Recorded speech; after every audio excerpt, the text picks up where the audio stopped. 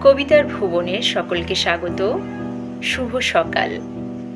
আবৃত্তি করছি সর্বকালের সর্বশ্রেষ্ঠ রোম্যান্টিক কবিতা বনলতা সেন। হাজার বছর ধরে আমি পথ হাঁটিতেছি পৃথিবীর পথে, সিংহল সমুদ্র থেকে নিশীথের অন্ধকারে মালয় সাগরে। অনেক ঘুরেছি আমি বিম্বিসার অশোকের ধূসর জগতে, সেখানে ছিলাম আমি আরো দূর অন্ধকারে বিদর্ভ নগরে। আমি ক্লান্ত প্রাণ এক, চারিদিকে জীবনের সমুদ্র সফেন। আমারে দুদণ্ড শান্তি দিয়েছিল নাটুরের বনলতা সেন।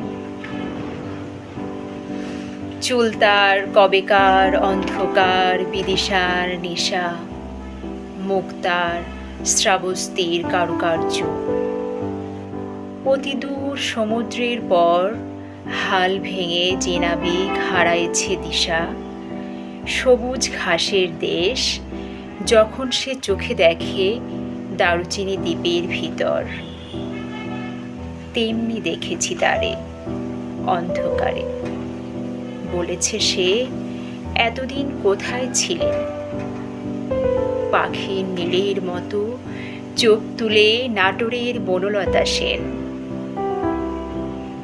সমস্ত দিনের শেষে শিশিরের শব্দের মতন সন্ধ্যা আসে, ডানার রৌদ্রের গন্ধ মুছে ফেলে চিল। পৃথিবীর সব রং নিভে গেলে পাণ্ডুলিপি করে আয়োজন।